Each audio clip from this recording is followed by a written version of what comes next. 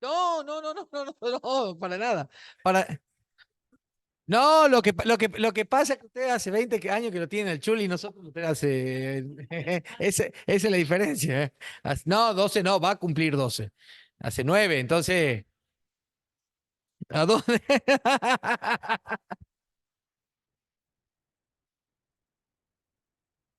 No, vamos a ver. Vamos, gracias. Sí, sí, capaz que cortamos antes, inclusive. ¿Cómo? No, no, el proyecto no. A ver, esto poneme para que yo me guíe acá para verlo a los chicos. ¿Qué tal? Buenas tardes, todos, todas, todes. La última clase,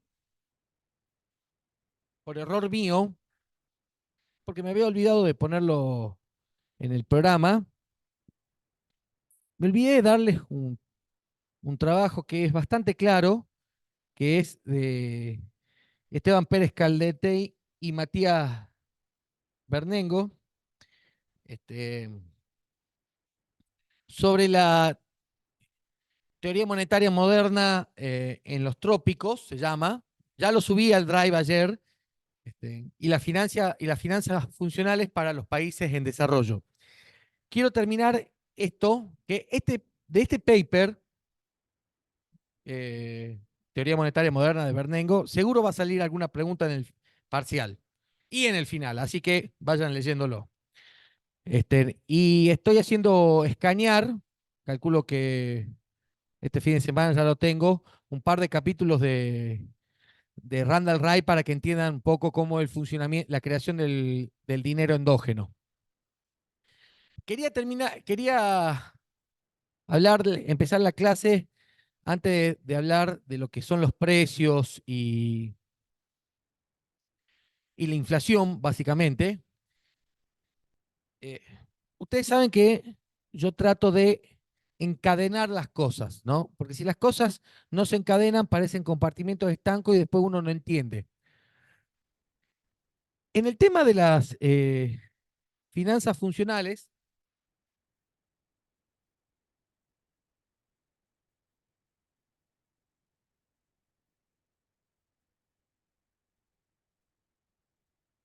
y que seguimos el paper de Bernengo,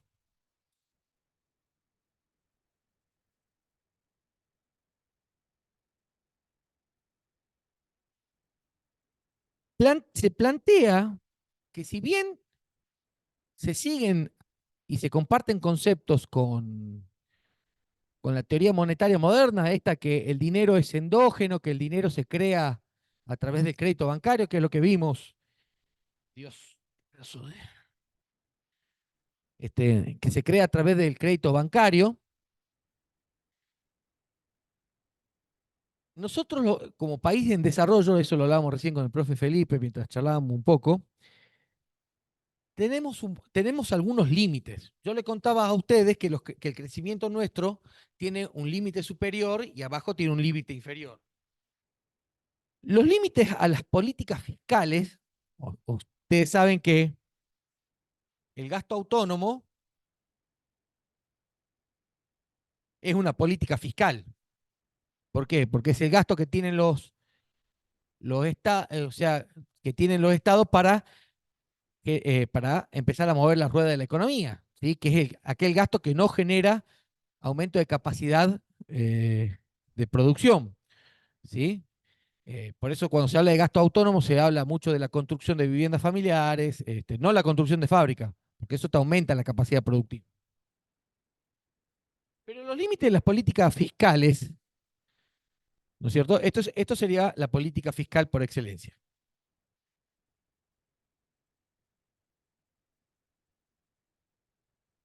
Tiene las políticas fiscales tienen tres límites, a grosso modo. El primer límite, ¿sí?, es el tipo de cambio. O sea, el tipo de cambio es la relación entre la moneda nacional y la moneda extranjera que se utiliza para el intercambio de producciones, ¿sí? Los controles que se hacen a los flujos de capitales. Y el tercer límite es la inflación, que termina siendo un límite.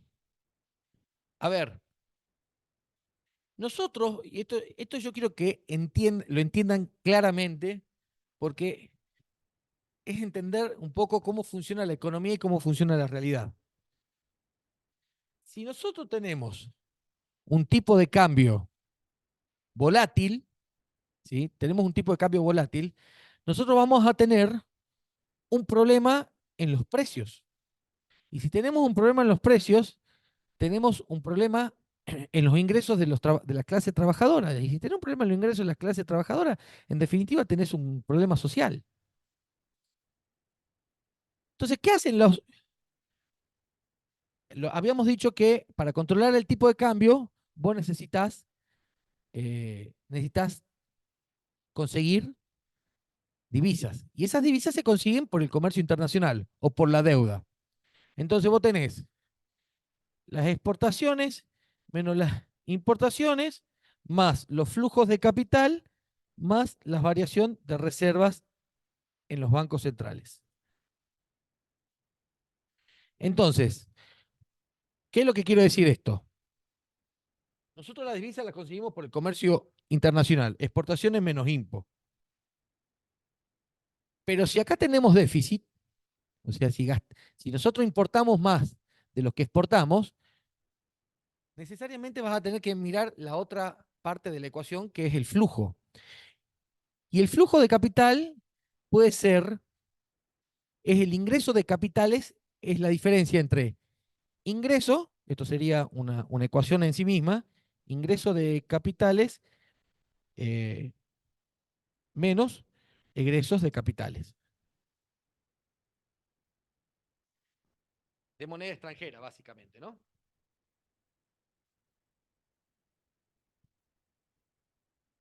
Bien, ahora, si yo tengo saldo comercial positivo, pero tengo flujo de capitales negativo que es mayor, ¿ya? Las reservas del Banco Central me van a bajar o me van a subir. O sea, yo puedo tener saldo comercial positivo. De hecho, Argentina es un país que suele tener saldo comercial positivo a lo largo de los años. Pero eso no se traduce en reservas. ¿Por qué? Porque porque nosotros solemos complicarle con el egreso de capitales, acá. Y eso termina complicando el valor del tipo de cambio.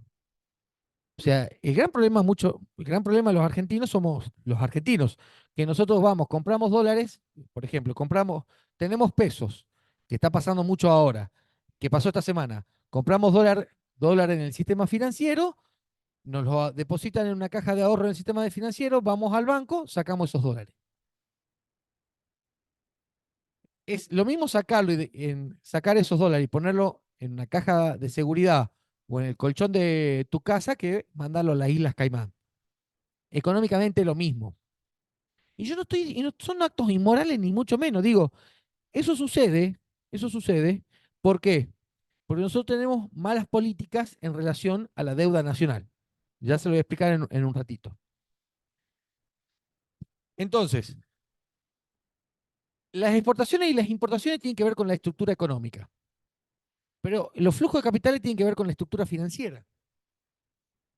Y cuando tenemos mucho flujo, muchos egresos de capitales, cuando tenemos la famosa FAE, formación de activos externos, ¿qué es lo que suelen hacer los gobiernos? ¿A qué recurren los gobiernos? ¿A qué herramientas recurren los gobiernos? ¿Ah? No sé, no, cuando se te va mucha plata, se te van muchos dólares del sistema financiero, ¿qué suelen hacer los gobiernos? Las regulaciones, los controles, no, no sé, no está de moda, lo tenemos desde el año 2011 tenemos, o sea que ya no sé si es tan moda, Moda, no sé, moda es un tema de María Becerra, ¿sí? Esto ya estamos haciendo, ¿viste? Desde el, do- desde el 1 de noviembre de 2011 venimos con regulaciones. Porque, ¿qué queremos empezar a hacer? Torniquetes. ¿Para qué? Para sostener el tipo de cambio. ¿Para qué? ¿Para qué queremos sostener el tipo de cambio? Para darle estabilidad a los precios. Para darle estabilidad a los precios. Entonces, nosotros tenemos los gobiernos, los gobiernos, yo creo, esto es una posición personal, no tiene que ser compartida por todo, pero para mí el fin del gobierno es desarrollar el país. Para mí gobernar es generar trabajo. Yo soy un convencido de eso. O sea, el gobierno tiene que crear trabajo. ¿Cómo lo crea? Conduciendo el ciclo económico, no haciendo pero generando las condiciones para que vengan las empresas. ¿Sí? Por eso yo no soy marxista. No, yo no creo en el estanilismo. No sé si Marx, no soy estanilista ni leninista. Esto de decir, che, tengamos que las empresas sean estatales. No, yo creo en el capital privado, creo en el desarrollo privado y creo que es bueno generar trabajo. Ahora bien, le pongo los controles de precio para controlar el tipo de cambio. El problema es que muchas veces los controles son complejos y son complicados los controles. Y los sortean y vemos cómo van salteando el cepo, cómo van salteando el cepo, cómo van salteando el cepo. A ver, cuando pusieron el cepo en el 2011, ¿ustedes saben qué hacía la gente? Depositaba la guita en pesos, depositaba la guita en pesos, se tomaba un buque bus, se iba al Uruguay y sacaba toda esa guita y sacaba toda la guita en el Uruguay. La sacaba en pesos uruguayos. Se iba a los bancos de Uruguay, se iba a la casa de cambio o en el banco en Uruguay funcionan como cuevas también y se traía los dólares físicos. ¿Sí? Yo me acuerdo que había comprado un viaje a Colombia en noviembre y cuando me iba, habían puesto cuando yo iba a estar en Colombia, había puesto y ponían una restricción el día 2 de abril, me acuerdo porque era el primer día de abril, que a partir del 2 de abril del 2012 ya no ibas a poder sacar plata en el exterior.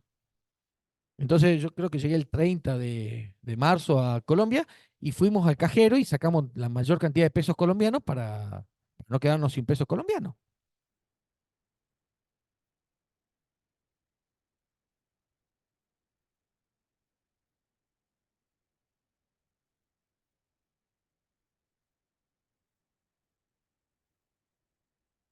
Claro, claro, vos lo retirabas en el exterior en dólar.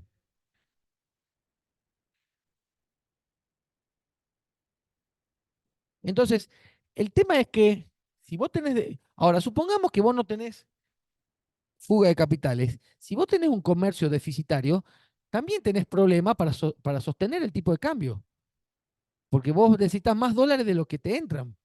Y entonces, si vos tenés un comercio exterior deficitario, ¿qué tenés que recurrir a la deuda? Y eso a la larga se torna insostenible. Se torna insostenible. Entonces, miren lo que nos dice en la página 96, nos dice eh, lo que nos dice Bernengo. Cuando habla de la deuda nacional, ¿no? Ya. Bernengo te dice, hablando de la deuda en propia moneda, porque también te hace un desarrollo que los países pueden caer en default, o sea, en el no pago, cuando vos tomás mucha deuda de moneda extranjera, vos puede ser que no la pagues. Ahora, es muy difícil que un país que emite moneda soberana caiga default en su propia moneda, porque siempre podés decirle, bueno, acá dame el bono, yo te acredito, no hay ningún problema teóricamente, para los pagos en moneda extranjera, pero en moneda nacional.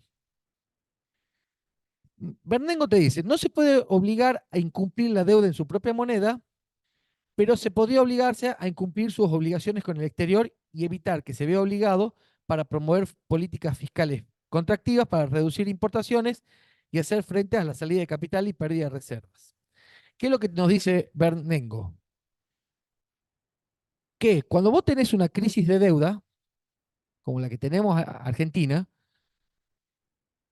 los, los acreedores te obligan a que vos tomes políticas contractivas, porque lo vimos en la clase pasada, cuando vos tenés políticas contractivas y bajás y hay recesión, te bajan las importaciones. Si te bajan las importaciones y vos exportás siempre más o menos lo mismo, porque nosotros somos exportadores de alimentos y de commodities, de algunos bienes industriales, tenemos un diferencial positivo. Y ese diferencial positivo, antes que estabilizar el tipo de cambio, antes que estabilizar el tipo de cambio, se va al pago de deuda. Miren, hoy antes de venir me fijé en la variación de reservas. Con todo el superávit comercial que hemos tenido en el primer trimestre, porque hemos tenido superávit comercial, la balanza comercial no aumentó. Perdón, las reservas del Banco Central no aumentaron. ¿Qué significa eso? Alguien se la está llevando. Alguien se está llevando. Y estamos siendo o los argentinos, ¿sí? Que estamos comprando, que estamos jugando, o estamos pagando deuda. Pero alguien se la está llevando.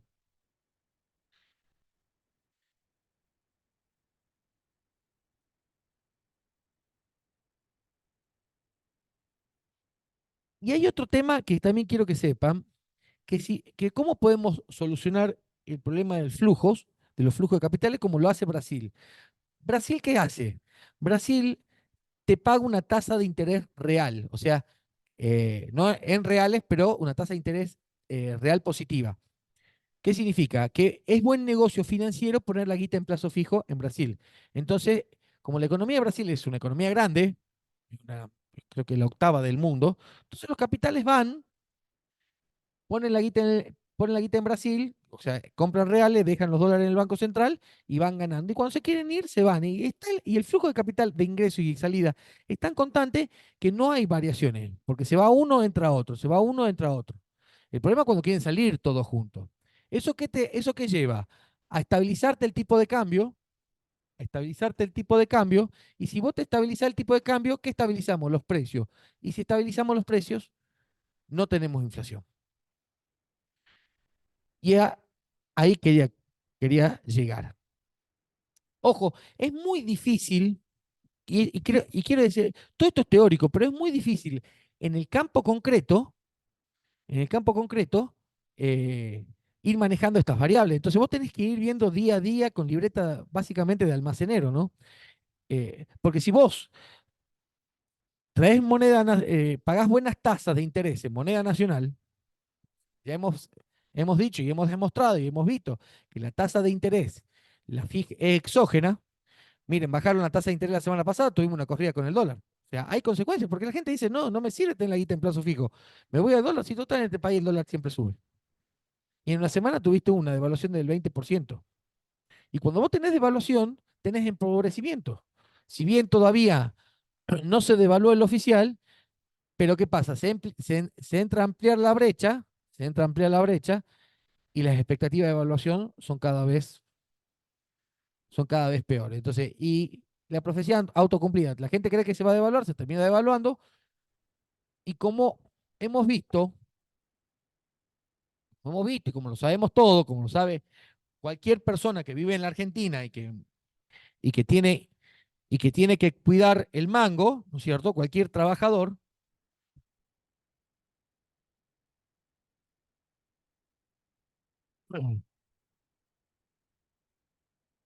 cuando hay una devaluación,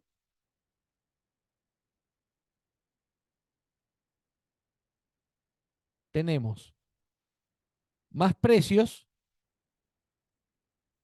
¿sí? Y si tenemos más precios, tenemos empobrecimiento de los salarios.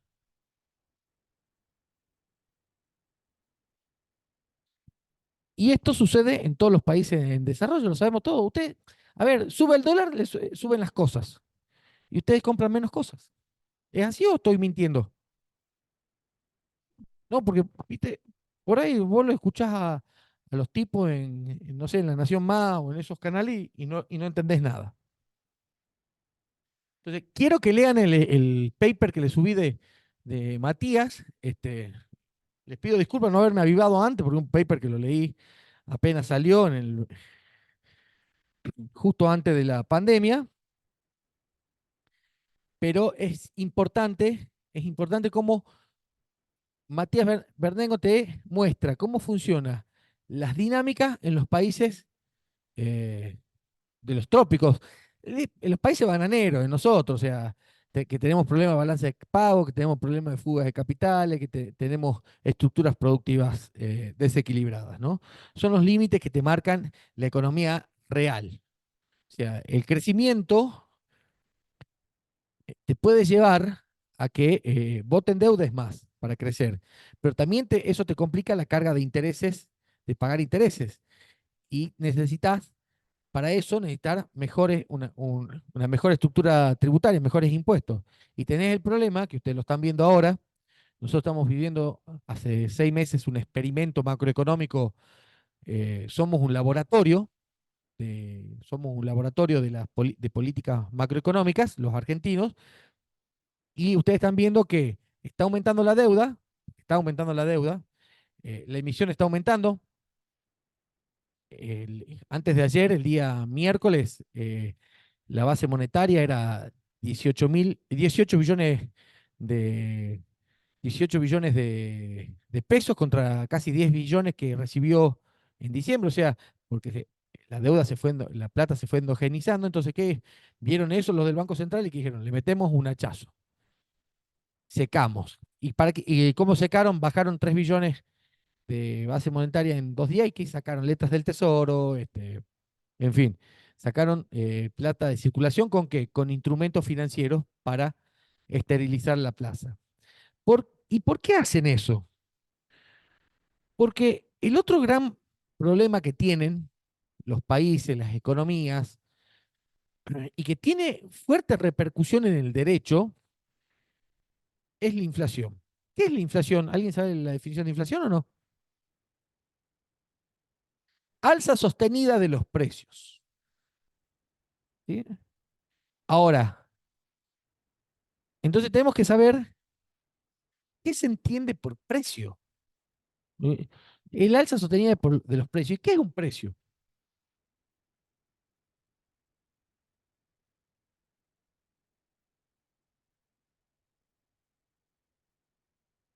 El precio, claro, el precio es un valor, es un valor, es un número. El precio es un número.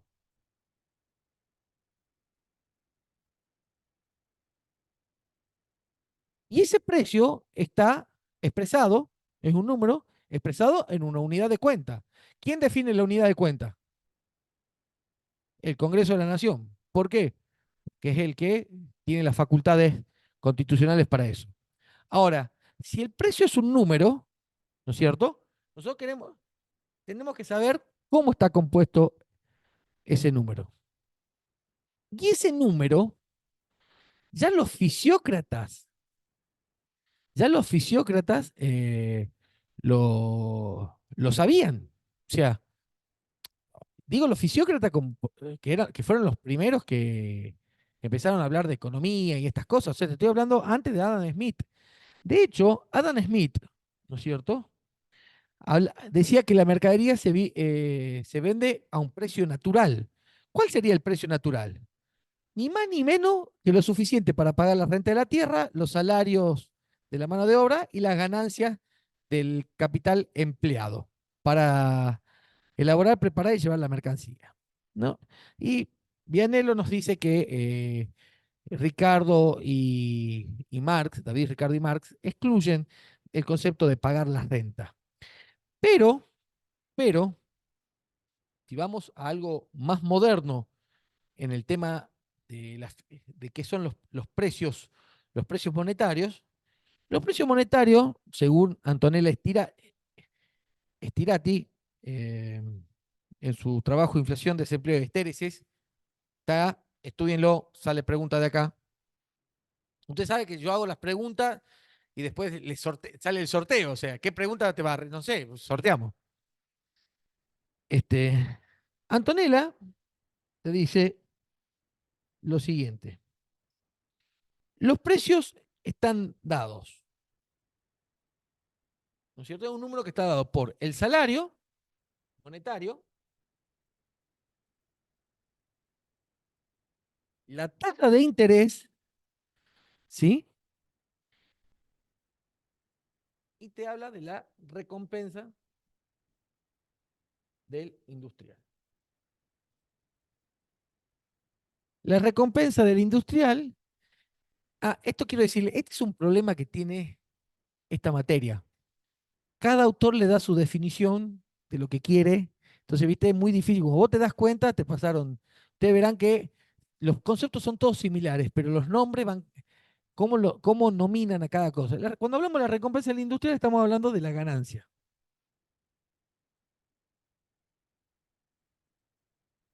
O sea, sigue la idea del pensamiento clásico y un poco lo que plantea el Rafa.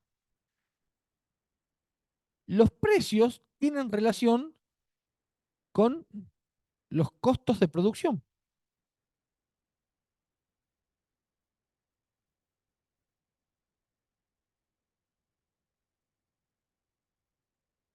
Los precios tienen relación con los costos de producción. ¿Y por qué es esto?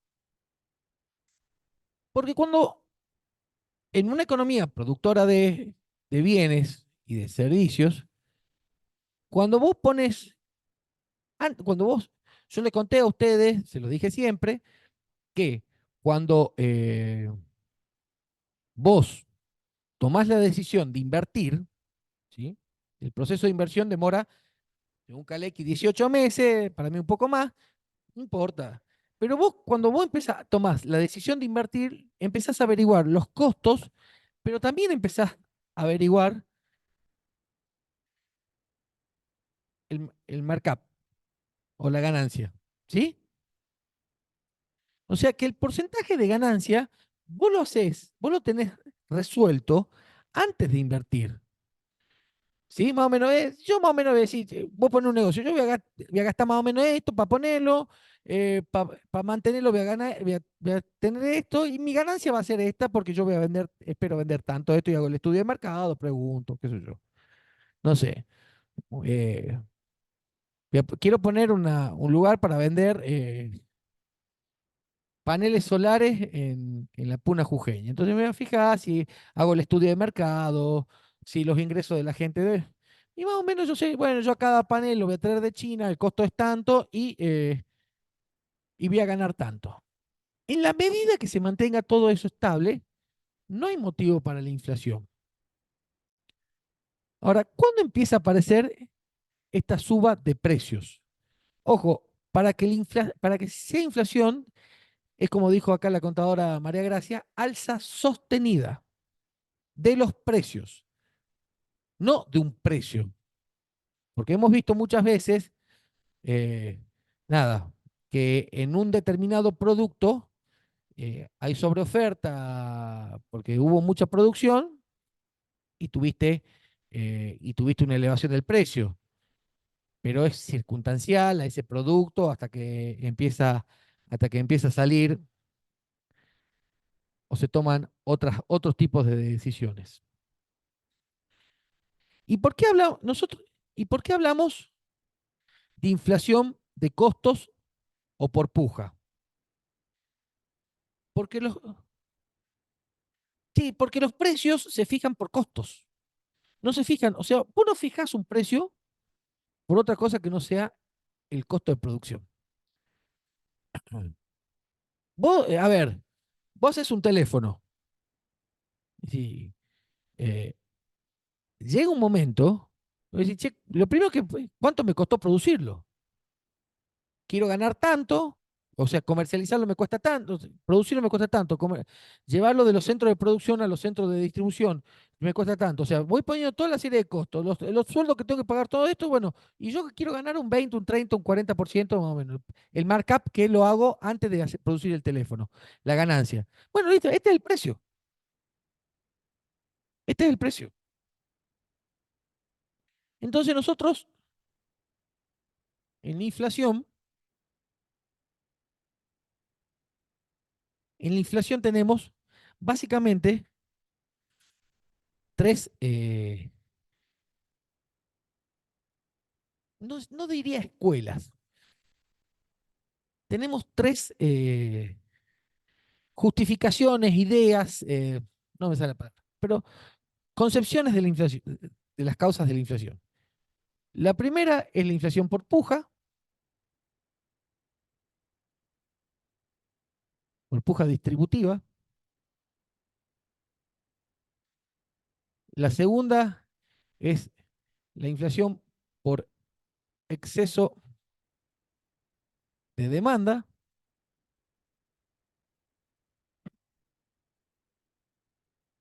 La tercera es la oligopólica. La oligopólica, inflación oligopólica se llama. ¿Cómo? Claro, el oligopolio son los pocos oferentes, ¿no? Bien, quiero decirles algo, hago un ¿puedo hacer un spoiler? Correcta es esta, la de puja distributiva. Se lo hice al spoiler, creo que las otras dos son inconsistentes. Para este tema, anoten a ustedes que les gusta anotar, voy a seguir el trabajo de Antonella Stirati y sobre todas las cosas, el trabajo de Alejandro Fiorito, Inflación, una criatura de la política en acción. Está todo en el drive que yo les compartí.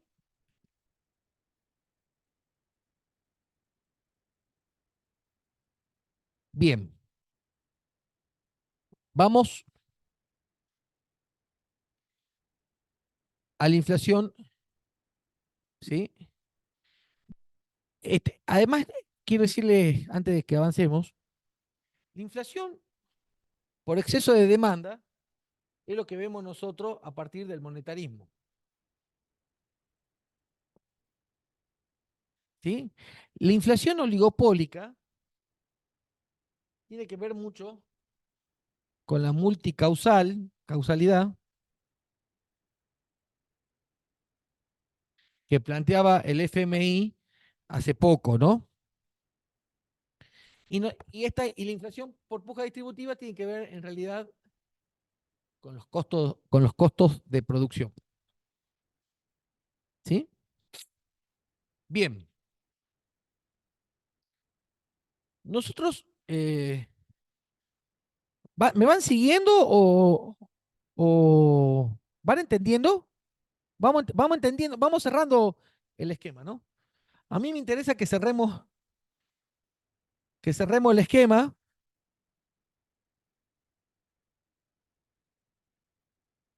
Nosotros hablábamos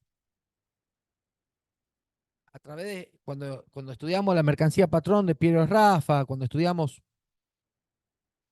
la producción de mercancía a través de mercancía, cuando estudiamos la producción del excedente, decíamos que hay bienes intermedios que crean otros bienes y hay bienes finales, ¿no? Ahora bien, hablábamos de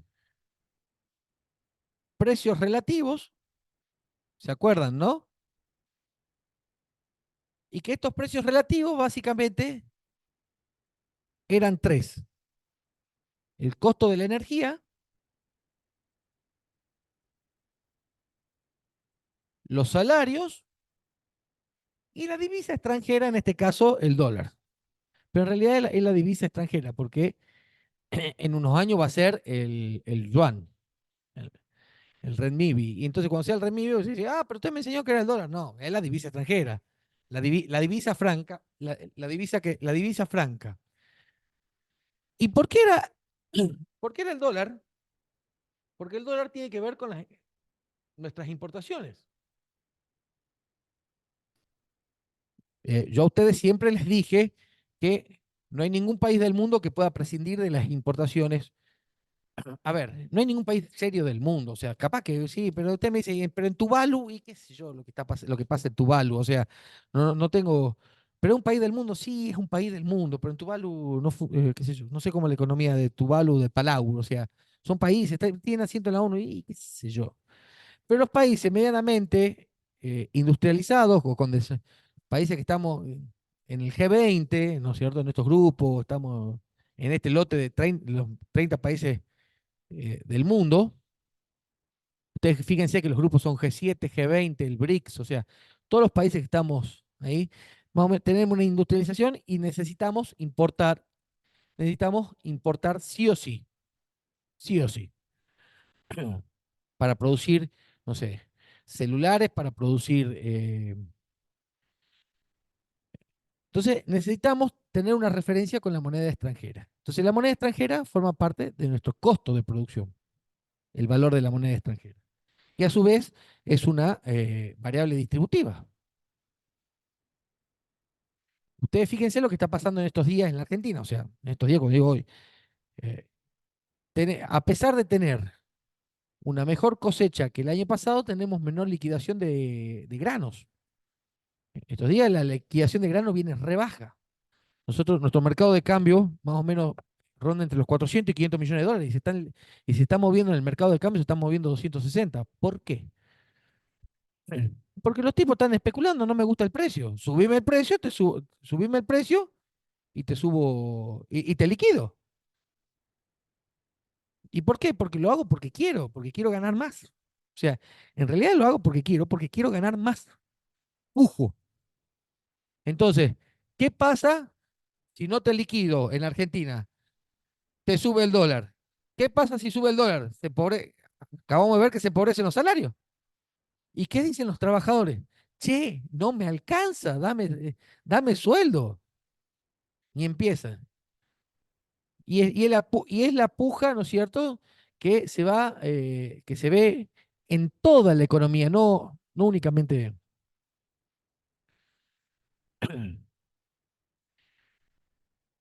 No, a ver, en esta puja distributiva, en esta puja distributiva, el salario es uno de los elementos de la puja. Porque para bastardear esta teoría o estas ideas sobre inflación por conflicto distributivo, lo que te dice, no, pero son los trabajadores que pujan, que pujan, que pujan. Sí, los trabajadores pujan, pero no son los únicos jugadores. Ustedes están viendo hoy que hay otros jugadores, por ejemplo, el complejo agroexportador, pero también los dueños de las empresas energéticas. Dicen, sí, está bien, vos me estás pagando con un bono al 2038 la energía, como pasó ayer o hoy, vi el tuit de el Messi de las finanzas, de nuestro ministro de Economía. Vos me estás pagando un bono, pero dame precio. ¿Ustedes vieron la factura de la luz en su casa? Bueno, todas estas cosas y las que vienen van a ser peores. Me estás pagando con un bono al 2038. No crean que es gratis eso. Ustedes piensan que un trabajo que hiciste hoy, ¿no?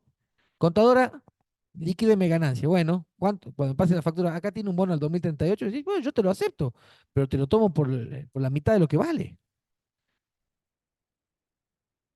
¿Y a qué hace la contadora? Hace un negocio financiero. Vos me querés pagar con la tincha, yo no tengo problema con la tincha, pero discutamos cuál es el precio de la tincha. Digo, entonces, tenés trabajadores pujando, tenés la energía, tenés los que producen energía, y tenés los tipos que tienen los dueños de los dólares. También pujando, le interesa tres carajos los de la energía, ¿no? Yo,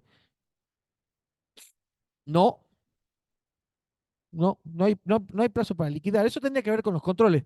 Pero supongamos que tengas plazo para liquidar, como plantea. ¿Qué plantea la contadora? Que cuando eh, Kicillof, en el último tiempo, cuando fue ministro de Economía, decía: sale el barco, vos en 5 días me tenés que traer la guita.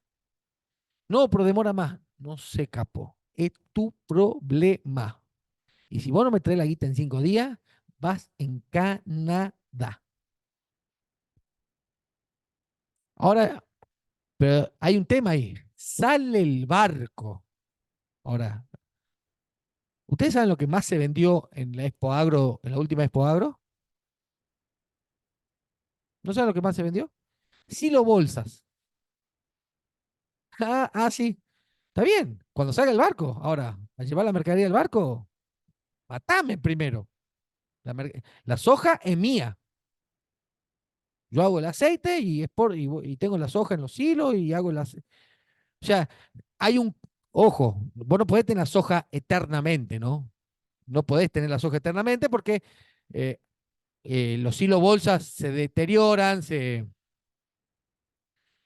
hay una propuesta, se te deterioran, te entran los. Ustedes busquen en YouTube, te entran los quirquinchos, te hacen cagar las hojas, te la comen, se te pudre. O sea, la soja pierde humedad, entonces, viste, vas perdiendo peso relativo, pero vos podés ir jugando con eso. Vos podés ir jugando con eso. Si tenés buena forma de almacenar, mientras mejor, mientras más capacidad de almacenamiento en condiciones te dure más capacidad y de mejor calidad, podés estar mucho tiempo. La inflación de puja también tiene una cuestión que es, ¿se escucha los chicos del... ¿Ah? ¿Se escucha o no? A ver que me contesten. Sí, se escucha, perfecto. Bien. La inflación de puja tiene otro componente, ¿sí? Que son los precios internacionales.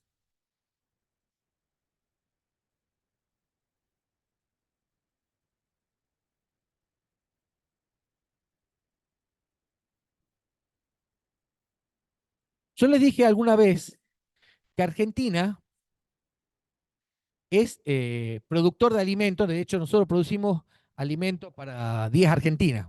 Somos una, exportamos 9. Más o menos, esa es la ecuación rápida. Producimos para 450, somos 45. eh, nosotros comemos una, exportamos las otras 9. Ahora bien, ¿es importante Argentina en el comercio alimenticio? Es importante. ¿Fija precio Argentina en el comercio internacional? No fija precio. Brasil fija por ahí. Si se cae la producción de Brasil, fija precios. Si tenés una tormenta en el medio oeste, o una sequía, una tormenta de nieve en el medio oeste yanqui, pero los precios se fijan en el mercado internacional. Los precios de los commodities se fijan en el mercado internacional. Commodities es mercadería. Los precios de las mercancías, los precios de los bienes primarios se fijan en el mercado internacional. Entonces, los precios internacionales es una variable exógena a los gobiernos nacionales que no lo podemos controlar directamente. Que además, los precios internacionales, ¿en qué moneda están los precios internacionales? En dólares. Los precios internacionales están en dólares. Entonces, ¿qué te dicen los productores de carne? Pagame el kilo 15 euros, 20 euros. No, ¿cómo te voy a pagar el kilo 20 euros si vos no me interesa? Yo tengo un comprador en París, un frigorífico en París que me compra la carne a 20 euros. Entonces, ¿qué tenés que hacer vos como Estado? Tenés que empezar a poner regulaciones. ¿Sí? ¿Sí? Bueno, no sale una vaca. A la mierda. No, ¿cómo no va a salir una vaca? Y Moreno le dijo así a Lustó: les corto la cabeza. Y después dijeron que era porque Moreno era de Racing y Lustó independiente. ¿Por qué te vas cuatro casilleros? Esa es una. No nos vayamos cuatro casilleros. Lo que pasa es que no se escucha acá, entonces entonces vos podés decir, che, exportás esto, no exportás esto, pones cuotas de exportación. ¿Sí? Es una medida muy tentadora de poner cuotas de exportación. ¿Sí? Bueno, nosotros producimos alimentos para 450 millones, Primero que coman los argentinos, vos exportás el resto. La otra medida, es decir, bueno, no hay ningún problema, vos exportás lo que vos quieras, pero entonces teníamos una medida, una medida para controlar eso, la cuota. La segunda medida, lo que decía el compañero, son las retenciones. Las retenciones no tienen un fin recaudativo, porque ya le expliqué en la clase pasada, ustedes ya, y ya lo doy por hecho, porque ya leyeron el libro, el trabajo de Secareccia, las retenciones vendrían a ser un impuesto y el rol de los impuestos es reflujo, no flujo. ¿Qué te hacen las retenciones? Te desacoplan, la función de las retenciones es desacoplar el precio internacional del precio interno. Veamos, si el precio internacional es igual a 10 y yo te pongo una retención del 40, quiero para hacer el número, ¿sí? Una retención del 40, el precio es 6. Entonces, el productor argentino va a recibir 6. Lo venda en el mercado internacional o lo venda en el mercado nacional. Porque la idea es desacoplar los precios.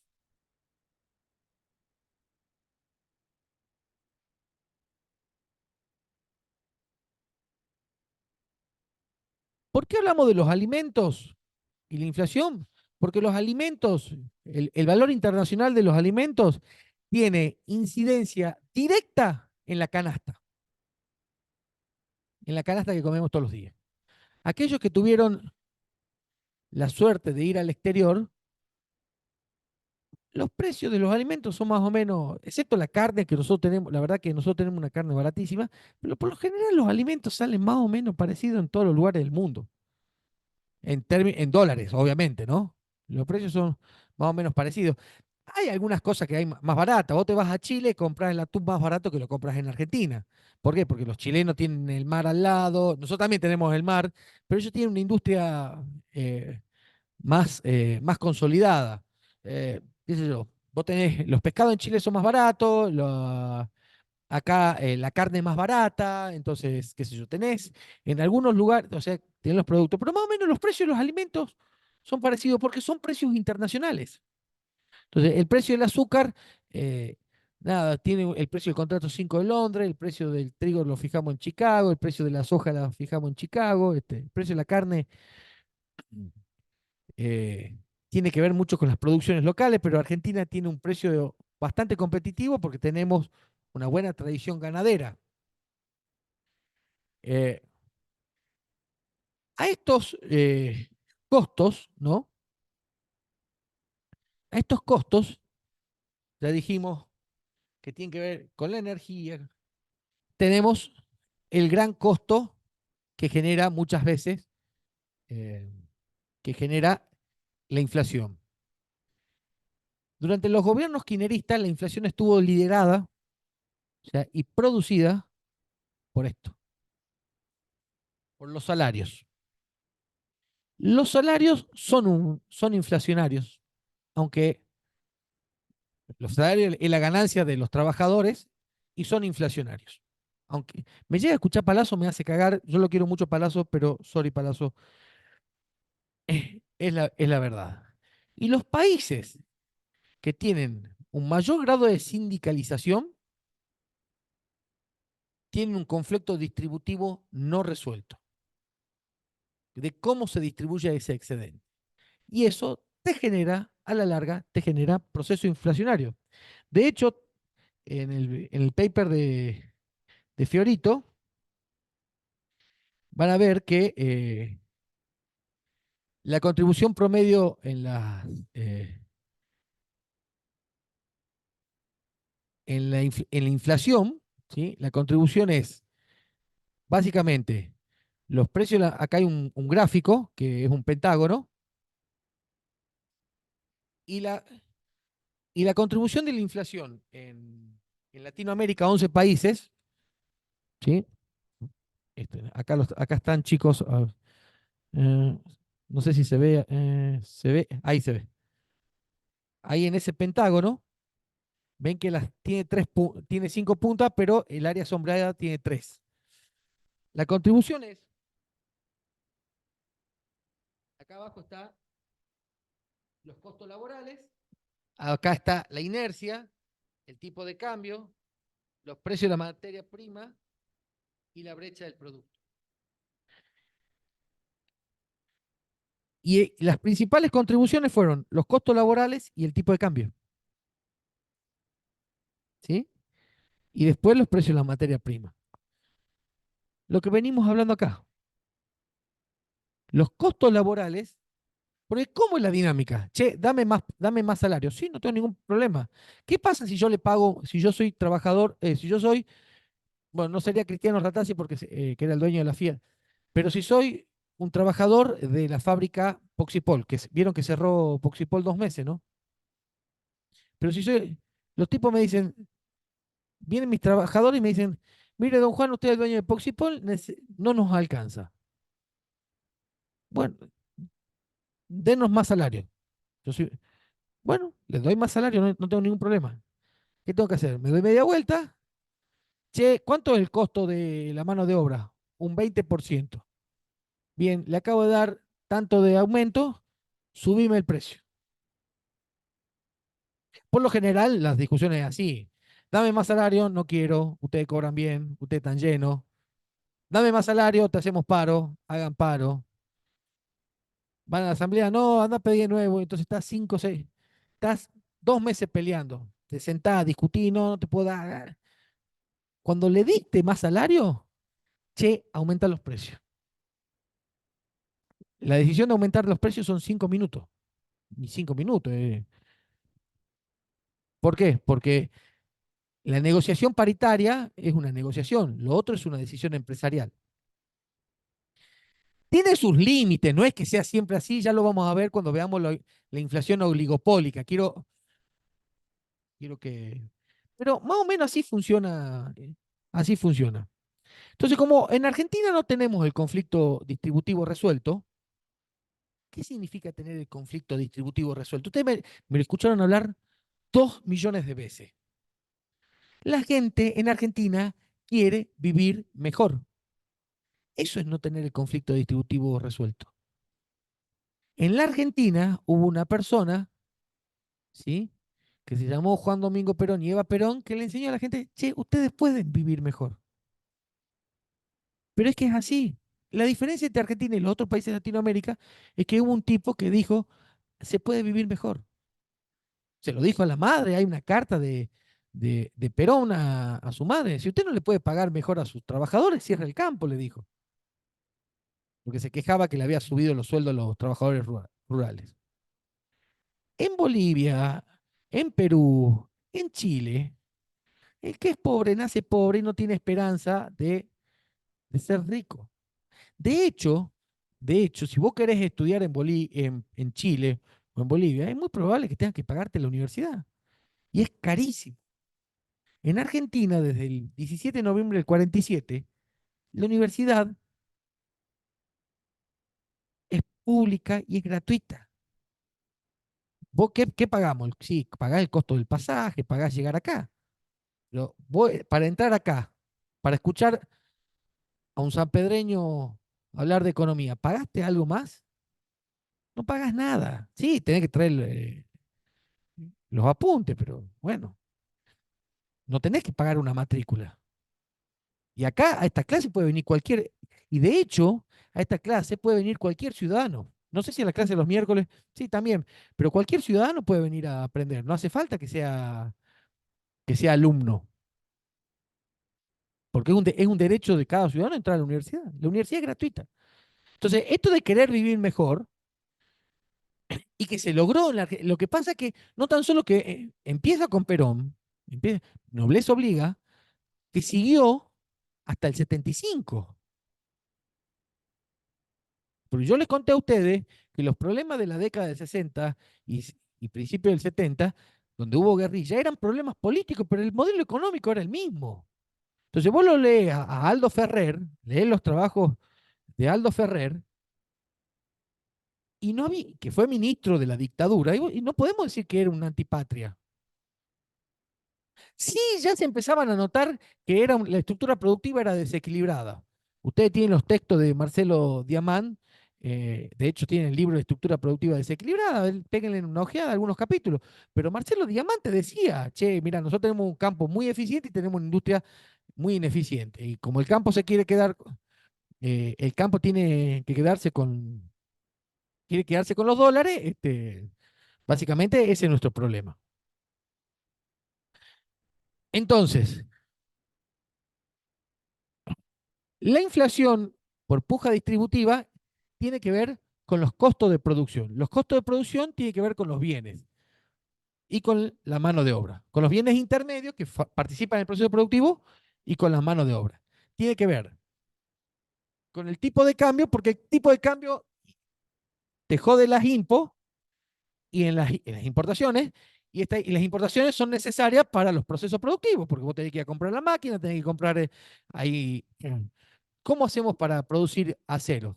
Y tenemos que importar el hierro, porque no estamos, nosotros no a pesar de tener Zapla, tenemos que importar el hierro lo estamos importando. Nosotros tenemos una mina de hierro acá en Cerro Mutún, en el Chaco boliviano, a 900 kilómetros, que por ahí que en otro momento hubiésemos tirado una línea férrea y que nos provea Zapla. Pero bueno, eso es un plan de desarrollo, pero igual tendríamos que importar el mineral de hierro del Cerro Mutún acá entre Santa Cruz y Paraguay, cerca del punto tripartito, para traer el hierro de ahí y fundirlo acá. Pero nosotros hay muchas cosas que tenemos que importar para nuestro proceso productivo porque no los tenemos. Para eso urge un plan de desarrollo. ¿Y qué tiene que ver el plan de desarrollo? Que si nosotros tenemos un plan de desarrollo, bajamos las impos. Si bajamos las impos, tenemos más excedente comercial. Si tenemos más excedente comercial, tenemos que endeudarnos menos, tenemos un tipo de cambio más estable, tenemos un tipo de cambio más estable y si tenemos un tipo de cambio más estable, tenemos menos inflación. Ahora bien, para eso necesitamos un plan de desarrollo. No hay posibilidad de plan de desarrollo sin contexto inflacionario. No le pasó a... El caso más paradigmático es Corea del Sur. Corea del Sur se desarrolló, pasó a ser un país, no sé, del África subsahariana, pasó de ser Burundi a ser la sexta potencia industrial del mundo. Lo hizo con inflación, lo hizo con una dictadura, la dictadura del general Park. Yo les conté a ustedes, la gente no comía banana. Ustedes quieren potasio, chupen una piedra, le decían. Vieron que la banana está llena de potasio. Acá se come lo que hay. Los dólares son para el desarrollo. Tener dólares en el colchón era pena de muerte. Y eso que Corea del Sur tenía, hablo de Corea del Sur, ¿no? Eh, tenía el apoyo geopolítico de Estados Unidos. Porque vos decís, che, ¿por qué se desarrollaron los países? ¿Por qué se desarrolló Corea del Sur? Y sí, porque Estados Unidos le compraba todo, aunque sea de mala calidad. No importa, había que desarrollar. Los planes de desarrollo son a 20 años. En el medio vas a tener conflictos distributivos, en el medio vas a tener inflación, porque te van a faltar dólares. ¿Por qué te van a faltar dólares? Porque vos vas a estar creciendo y porque vas a estar importando tecnología, vas a estar importando conocimiento. Entonces, es largo el camino, pero pretender que no haya inflación en un proceso de crecimiento es una utopía. Y más en un país como Argentina que eh, logró tener un buen pasar económico. Nuestros abuelos tuvieron un buen pasar económico. Nuestros padres lo tuvieron menos al pasar económico y hoy estamos inmersos en una crisis. Y esa crisis, ¿saben por qué? Es porque nos falta lo que yo había puesto recién, gasto autónomo, no hace falta gasto estatal, no hace falta más casas, no hace falta más vivienda, o sea, vivienda, no hace falta más ruta. O sea, todavía no podemos terminar la ruta 34. ¿Ustedes se dan cuenta de eso? Hoy estamos por importar gas porque no pudimos terminar un gasoducto. cuando se empezó a, cuando Perón se enteró que se venteaba el gas en Comodoro Rivadavia, en 11 meses construyó un gasoducto de Comodoro Rivadavia a Buenos Aires. ¿Lo podemos usar para la cocina? Sí, metámosle, ¿para qué? ¿Cómo va a ir al gas? Nosotros no podemos, y estamos hablando hace 70 años, con máquinas de 70 años. O sea, digo estas cosas. Nosotros estuvimos discutiendo si hacíamos 4 años, si hacíamos un gasoducto o no hacíamos un gasoducto, que era el de, ¿cómo se llama? Los 2 últimos años de Capitán Reposera y los 2 primeros años de Alverso, digo, para que quede equilibrado, discutiendo si hacíamos un gasoducto o no hacíamos un gasoducto. Hasta que vino más y dijo, lo hacemos, y lo hicimos en 14 meses, hicimos el gasoducto. O sea, ahora, para traer esos tubos y cotura había que importar el acero, hacerlos acá, para ir a traer el acero. Entonces, el plan de desarrollo, y para eso necesitamos divisa. O sea, te genera un problema macroeconómico. Y tener a gente que quiere comprar el celular, encima tener que tener las divisas para el gasoducto, tener que tener las divisas para el acero de las casas que hacen falta, para los puentes, para esto, para otro, pero también tener que tener las divisas para que los niños de Rosario y de Buenos Aires se vayan de vacaciones a Florianópolis. Digo, no, es muy difícil, ¿no? Es muy difícil. Es muy difícil para la Argentina. Bueno, ¿se entendió la inflación por puja distributiva o no? Se entendió que la real, ¿no? Se entendió que el que no crea esto tiene que saber muy bien la que vamos a hablar ahora, tiene que saber muy bien la otra. Porque me pueden decir al final, mire, profesor, no le creo a usted, no creo que esto, yo creo que esto, bueno, y vamos a hablar, ¿no? Y hay cuantos tropieces, nada, mentira. Pueden creer lo que quieran. La, la libertad de cátedra, chicos, yo quiero decirle algo, yo soy una persona liberal sobre todas las cosas. La libertad de cátedra significa que yo puedo decir lo que quiera y ustedes pueden pensar lo que ustedes quieran mientras lo hagamos con respeto y con fundamentos teóricos, está todo bien. ¿Sí? Estamos de acuerdo, ¿no? O sea, no quiero que piensen como yo. Si piensan como yo, que sea porque ustedes están convencidos, no porque yo se los digo. Pero esta es la verdad.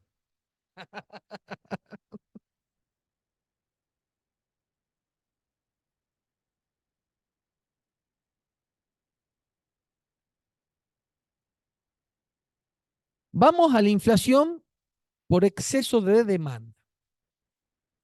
Yo le doy las 3 teorías, ustedes agarren lo que quieran. Yo le doy las 3 teorías por exceso de demanda.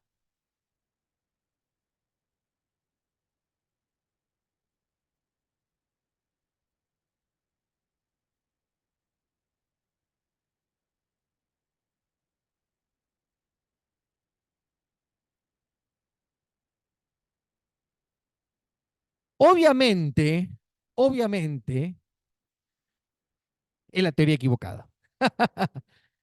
Es la que piensan los marginalistas,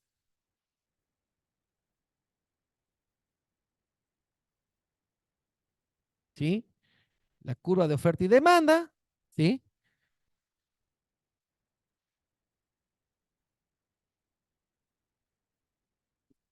Si hay más demanda y no hay más producto, sube el precio. ¿Qué te dicen los marginalistas?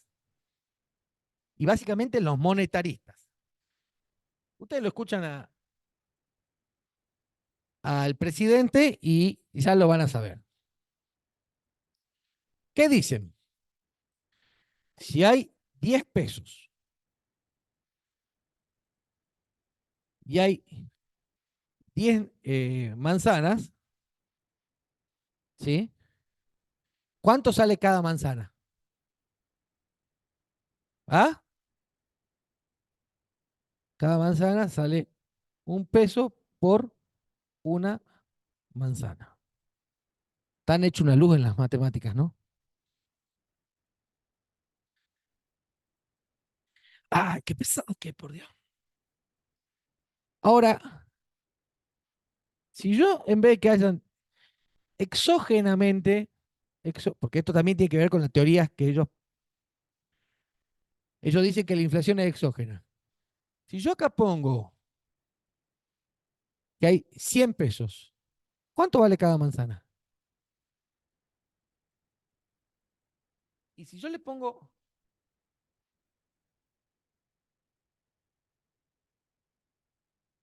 ahora bien, van entendiendo la idea, ¿no? Ahora bien,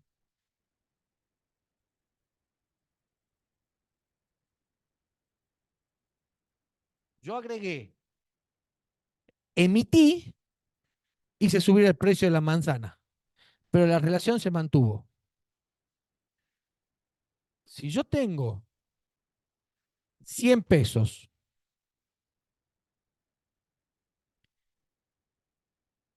y tengo 10 manzanas, cada manzana me sale 10 pesos. Ahora bien, si yo tengo 1000 pesos y voy que hayan 12 manzanas, porque pude hacer, ¿sí? Pude hacer que hayan, hice crecer la producción, voy a tener un exceso de demanda, porque la presión va a ser, entonces, si yo aumento la plata en la gente, pero no aumento la producción, de la misma manera voy a empezar a tener, ¿sí? Voy a tener la presión y voy a tener inflación. Entonces la gente va a consumir más. Entonces yo no puedo, y no puedo salir y no puedo salir a cubrir la demanda. Por eso te dicen que aumentar las bases monetarias te generan inflación porque la gente sale a comprar más. Y como vos podés aumentar, dijimos que la emisión, ojo, no tiene que ver con la impresión cuesta, tiene su delay en el tiempo, pero la emisión es meter un código en la computadora y digo, agarro la caja de ahorro, no sé, de Roberto le acredito 2 millones de pesos. Entonces él puede salir a consumir más. Y si sale a consumir más, ejerce presión en el mercado. En la Argentina, ¿sí? En la Argentina, eso no sucede. Por lo menos en la Argentina, eso no sucede, no sucede. ¿Por qué?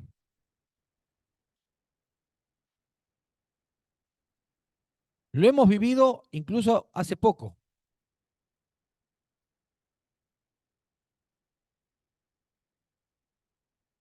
Durante el macrismo, en el año 2017, se aumentó el uso de Esto tiene que ver con la utilización de la capacidad industrial. ¿Cuánto es la capacidad industrial promedio?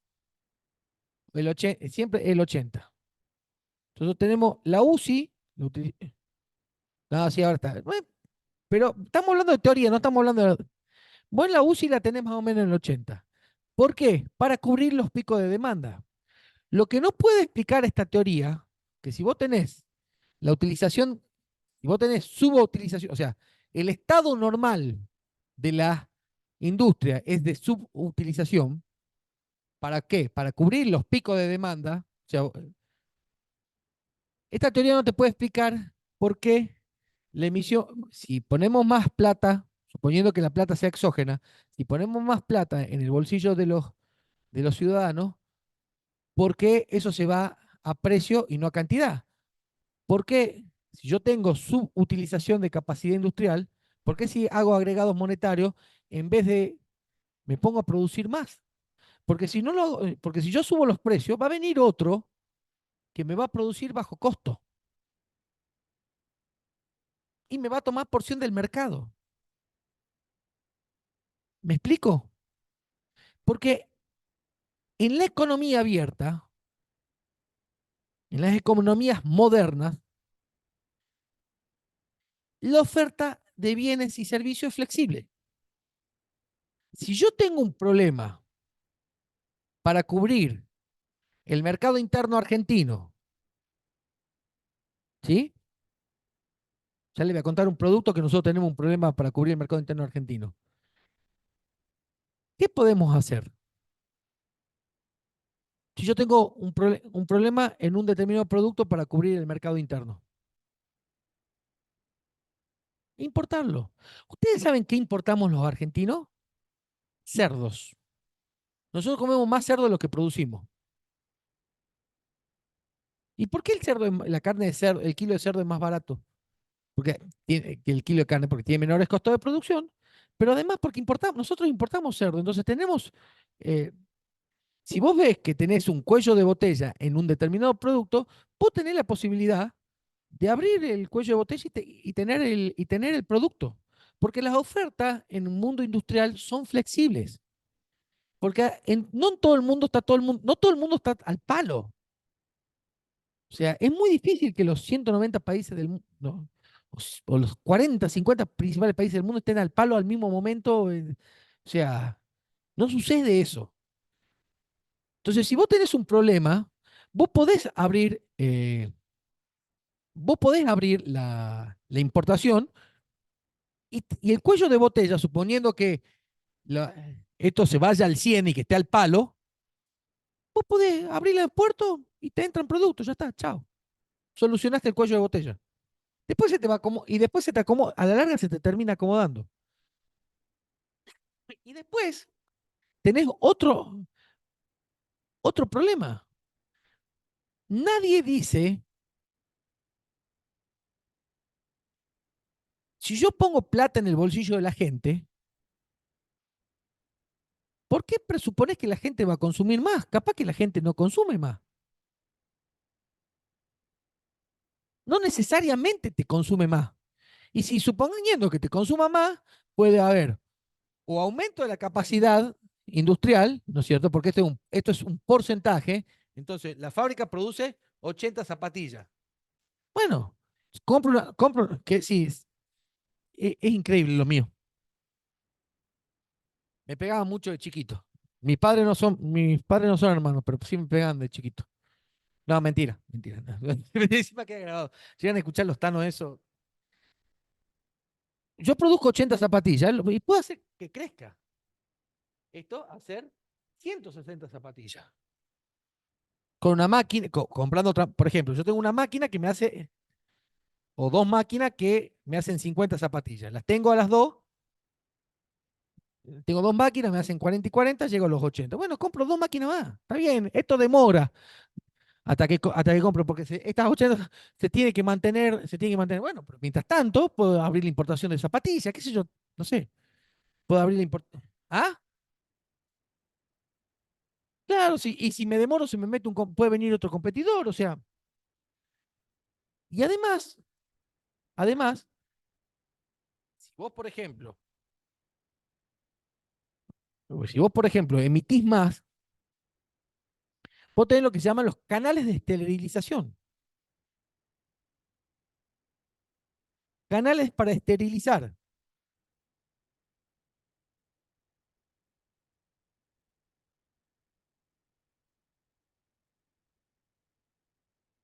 Yo he estado, por ejemplo, no toda emisión va al bolsillo de la gente. Yo cuando voy a pagar una letra que tiene, no sé, un interés del 10%, le tengo que dar 110. O sea, evidentemente tengo que, el sistema mismo te emite. Bueno, le ofrezco una letra a que es al 11 ahora. O sea, tengo forma de retirar ese circulante, tengo forma de retirar ese circulante, que sería la excusa, la gente tiene plata, gasta más y tenemos inflación. Tengo instrumentos financieros para esterilizar esos aumentos de la base monetaria. Tengo que jugar con las políticas de tasa de interés. Las políticas de tasa de interés son decisiones exógenas. Pero yo le voy a contar dos ejemplos que esto está en, en Fiorito. En el año 2018 y 2019 no hubo aumento de la base monetaria y se duplicó la inflación. En el 2018 y 2019 la base monetaria no emitieron, no nada, no secaron la plaza y hubo inflación. Hoy la plaza está seca, más allá de que hubo hasta un 80% de emisión, ahora bajó de nuevo el 50 en este periodo. De hecho, la emisión fue más que la inflación. Busquen, ¿eh? Está en el Banco Central, no, si no me creen. Ahora bien, no sé si me pongo mejor. Hay, y tenemos inflación. Entonces, ¿por qué tenemos inflación? Y porque tenemos inestabilidad del tipo de cambio, porque estamos teniendo aumentos salariales, porque hemos tenido aumentos de energía. Vean ustedes la factura de la luz, si yo les miento, hemos tenido, el combustible subió, la luz subió, el gas subió, entonces te suben los costos, porque estás teniendo, los sindicatos empiezan a pelear y a tener recuperación salarial, está subiendo el salario mínimo, bueno, entonces estamos teniendo inflación. Porque, teóricamente el presidente dijo que no está emitiendo. Porque la inflación no es un fenómeno monetario. Porque vos tenés los canales para esterilizar, si tenés un exceso, si tenés un problema de exceso de demanda, tenés canales para abrir las importaciones. Pero no tiene nada que ver. Porque con Macri hubo un tarifazo también. Con Macri hubo suba de sueldos. O sea, más allá que se perdió salario real, pero se siguió subiendo los sueldos. Pero el tarifazo fue del 1.600%. Lo dijo Aranguren, no lo digo yo, ¿no? Aranguren dijo, le metió un tarifazo de 1.600% para combatir aumentos salariales del 1.400. Ese 200 de diferencia es ganancia. Entonces, y cuando la economía anduvo bien en el único año de Macri, que la economía anduvo bien, que hizo, no sé, que hizo keynesianismo, se hicieron obras públicas, se dieron créditos UVA para las casas, para los autos. Cuando la economía anduvo medianamente bien, la tasa de inflación fue la más baja. Ahora, cuando secaron la plaza y cayó la utilización de la capacidad industrial, esto nos lo muestra Fiorito, acá, acá está, en la página 8. ¿Sí? Si ustedes, acá para que vean los chicos, si ustedes ven, acá tenemos la utilización de la capacidad industrial y acá tenemos la inflación. Cayó la capacidad industrial y subió la inflación. ¿Y cómo entonces, cómo me justificás el exceso de demanda? Si yo tengo empresas, fábricas paradas, ¿demanda de quién? Estoy parando la fábrica. Estoy parando la fábrica y tengo inflación. Y acá tenía las fábricas al palo y no había inflación. Claro, pues pusieron todos los aumentos tarifarios, dieron aumentos salariales, ¿no es cierto? Que son lo que pilotearon la inflación. Y no hubo exceso de demanda, porque vos los excesos de demanda, de última, que no tenés, pero si llegás a tener por H o por B, podés abrir las importaciones. Entonces, no hay que comerse todos los versos de que la emisión no genera inflación, por lo menos en la Argentina. Por lo menos en la Argentina. Porque la emisión es endógena, lo vimos en la clase anterior, lo van a ver cuando lo repasen a, a Matías De Lucchi, cuando le mande los trabajos de Randall Wright. La inflación es endógena al sistema. O sea, no la maneja el Tesoro, no la maneja el Estado, la maneja el sistema financiero. Lo único que hace el sistema financiero es jugar con la tasa de interés. ¿Y qué pasa? Cuando vos tenés tasas bajas, la gente en la Argentina suele irse al dólar y como el dólar es un determinante de los precios internacionales, vamos a tener inflación. En los próximos meses, si no se corrige el tema del dólar, vamos a tener inflación. Vamos a tener inflación. No van a solucionar el problema inflacionario. Y si solucionan el problema inflacionario, ¿saben a costa de qué? A costa del trabajo y la producción, ¿no? Esto yo quiero que ustedes entiendan. En los cementerios yo no he visto ningún tipo que tenga fiebre. En los cementerios no hay gente que tenga fiebre. Ustedes van a las bóvedas, meten un termómetro y están a temperatura ambiente. Nadie tiene fiebre. ¿Sí? Y la última inflación, que vamos a ver, nos quedan 20 minutos y capaz que terminamos antes, este, es la inflación, la oligopólica. Ustedes lo van a escuchar hablar mucho por ahí. Acá en Argentina la Flaxo habla mucho de inflación oligopólica.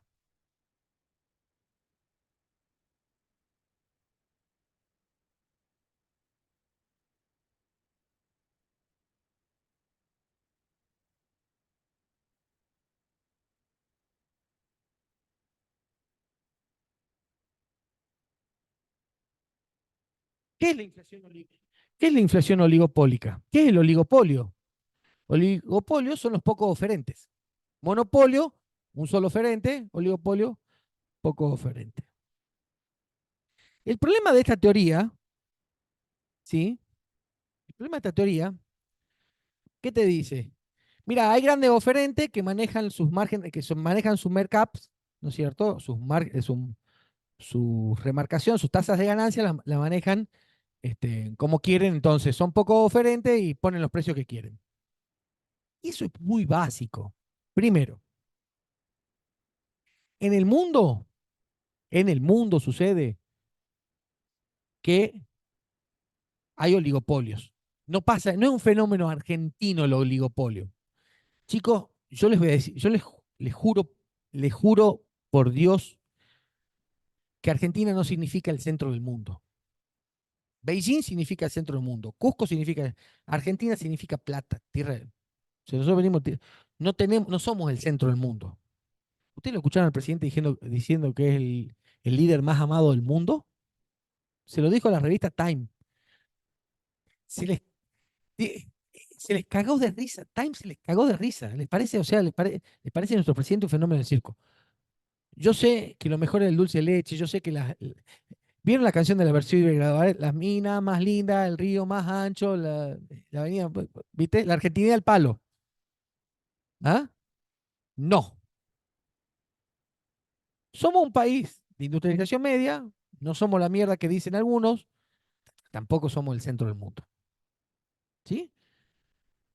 De pedo nos conocen por Messi, Maradona, en algunos lugares por Gardel, y para de contar, ¿no?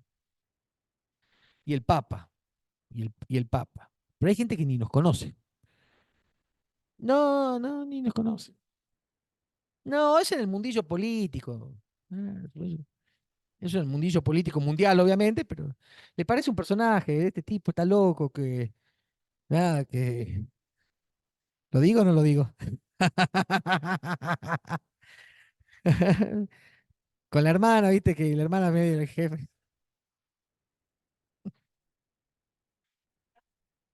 No, es un fake, lo controlé y dije, no pueden ser tan hijos de puta.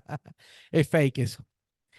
Eh, la inflación oligopólica, ¿qué te dice? Che, son poco oferentes, se juntan y fijan los precios. Más o menos lo que pasó con Swiss Medical. Sí, pasa a veces. Te puedes fijar Swiss Medical. No digo que no haya un sector de la economía donde haya oligopolio y te fijen los márgenes de ganancia. No digo que no haya un sector de la economía. Pero si vamos a la inflación, a la definición de inflación, es el alza sostenida precios, de los precios, de todos los precios, no de la prepaga. Entonces, primero tiene que haber una coordinación muy grande de todos los agentes económicos Pero hay otro tema. Supongamos, le voy a tomar el ejemplo de Palmolive. Los jabones de tocador, hay varias marcas, pero lo hacen dos empresas o tres. Supongamos que se ponen de acuerdo. ¿Ustedes creen que no va a venir alguien, una empresa chiquita, a hacer jabones? Si hacer jabones es una boludez. Es re fácil hacer jabón. Tomás grasa, pones soda cáustica, poquito de perfume y ya está, tenés jabón. Y no es gran invento, no es. O sea. Ahora, también les pregunto, la gran empresa, lo que te hace en realidad es bajarte el costo. Por eso los productos hiperindustrializados son más baratos que los productos artesanales. ¿O no? ¿O estoy mintiendo? ¿Ah? Son más caros los artesanales. Y acá estamos hablando del alza sostenida de precios.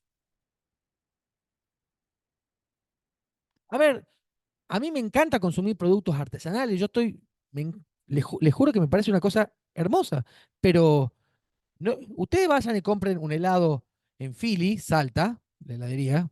Les recomiendo el dulce de leche, el mejor dulce de leche del universo. Probé dulce de leche en muchos países. Y vayan a comprar el helado de Grido. ¿Y cuál es más barato? Grido. Entonces, y si Grido lo pusiese más alto, le van a entrar miles de heladerías. Te entran por abajo. Y las empresas no quieren que les entren por abajo. No quieren. Paolo Silo Lavini, un economista rafiano italiano, qué raro yo hablando de los economistas italianos. Y ay, la tapita está. Paolo Silo Lavini te decía que, por ejemplo, cuando una empresa está establecida en una porción del mercado, supongamos que una empresa tiene el 80% del mercado, no le interesa ir a buscar el 100% porque la inversión es muy cara. Entonces, se queda con el 80% del mercado y deja a los chicos jugar en ese 20. Los deja jugar en ese 20. Porque para ir a buscar el 100% del mercado tiene que hacer una inversión grandísima. Ahora bien, si esta empresa, ¿sí? Porque, esto también, inflación oligopólica, no monopólica. ¿Por qué? Porque no todo, porque hay empresas chiquitas. Porque vos tenés pymes de todo. Tenemos pymes que hacen gaseosas, tenemos pymes. A ver, nosotros en San Pedro, lo decimos siempre, recordamos con nostalgia, teníamos la gaseosa Chani. ¿Por qué cerró con la Chani? Porque no le daban los costos. Porque para mantener la Chani era más caro que ir a comprar la Coca-Cola. ¿Qué hacía la gente? Se iba a comprar la Coca-Cola porque tiene mejor, no sé si tiene mejor calidad, pero tiene mejor marketing seguro. No sé si me estoy haciendo entender. Entonces, ahora, si esta empresa oligopólica que tiene el 80% del mercado se les va la mano con la subida de precio, lo que único que van a hacer es que, que pierdan porción del mercado porque estas 20 se le meten y le entran a robar mercado. Si lo que quieren las grandes cadenas es bajar precios para tener porción de mercado. No quieren todo, porque se les genera otro quilombo económico, se les genera un quilombo empresarial. Pero no hay forma de sostener que la inflación es por los oligopolios. Porque además, que somos los únicos países que tenemos oligopolios, no. Ustedes conocen el caso de Ambev, ¿no es cierto? Ambev es la unión de. ¿Ustedes conocen la Stella Artois? ¿Conocen la Budweiser? Ah, ajá. Ambev no la conocen. ¿Y por qué la conoce vos la Stella Artois? ¿Pero por qué? Pero vos la tomaste la Stella Artois? No sabés ni quién la hace, ¿no? Bueno, Ambev, el grupo Ambev este, tiene el 30% del mercado mundial de cervezas. Ustedes entran a las páginas y van a ver. Tiene la Stella Artois, tiene la Corona, tiene la Quilmes, tiene la Budweiser, tiene la Brahma, tiene. O sea, de cada tres cervezas que se venden en el mundo, una es de esta empresa. Acá en Argentina, acá en Argentina había tres compañías cerveceras industriales, tres empresas, que era el Grupo Quilmes, ¿no es cierto? Que es Ambev, tenías compañía industrial cervecera, Schneider, Heineken, Palermo, Santa Fe, le doy las empresas, y después tenías Casa Isenbeck, que ahora la compró el Grupo Ambev, o sea, te quedan dos. ¿Y por qué siguen teniendo, no te entran las... Es más barata, les pregunto, ¿es más barata la Quilmes o la cerveza industrial que hacían la Purma o las cervezas artesanales? La Quilmes es más barata. ¿Por qué? Porque la pequeña empresa, para mí la Quilmes no es cerveza, ¿no? Es agua malteada gasificada. No respeta la ley de Guillermo de Baviera. Yo hago cerveza casera. Este, pero, ¿qué tiene? Tiene mejor precio, por eso es más consumida. Pero no quiere tener el 100% del mercado porque tiene que tener una logística. Usted imagínense que Quilmes tenga que sea la única empresa de cerveza del país. Es imposible, le va a ser imposible, tiene que abrir más plantas, tiene que ordenar, tiene que trabajar más. Y si trabaja más, ¿qué hace? Gana más plata, pero se te baja la tasa de ganancia. Digo, si vos trabajás 8 horas y ganás 1 millón de pesos, ¿sí? Y trabajás 16 horas y ganás 1,5 millones de pesos, bajaste la tasa de ganancia. Porque vos ganabas 1 millón de pesos cada 8 horas y pasaste a ganar 750.000 cada 8 horas. O sea, ¿te llevaste más plata? Sí, te llevaste más, pero bajaste la tasa de ganancia por hora. Con las empresas pasa lo mismo. Entonces, ellos quieren mantener una porción de mercado para que no se le metan, pero tampoco para trabajar tanto. Entonces, el tema lo vemos nosotros en Argentina y en Brasil. Brasil tiene la misma estructura económica nuestra, o parecida, nada más que mucho más grande.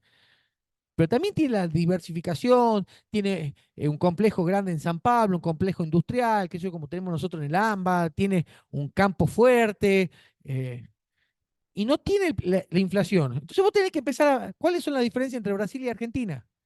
Y básicamente, la diferencia entre Brasil y Argentina es que los sindicatos son más fuertes en la Argentina. Y los sindicatos pelean para las conquistas laborales. Entonces, básicamente, la inflación en Argentina, en el, durante hasta el 2015, estuvo liderado por el aumento de los costos salariales. Y los costos salariales son vos, yo, somos nosotros, que termina siendo la puja distributiva por la apropiación del excedente. Están todos los papers en el drive que subí. Hagan las actividades y nos vemos el miércoles con quienes nos tengamos que ver en el recuperatorio. Muchas gracias, chicos. No, no, no.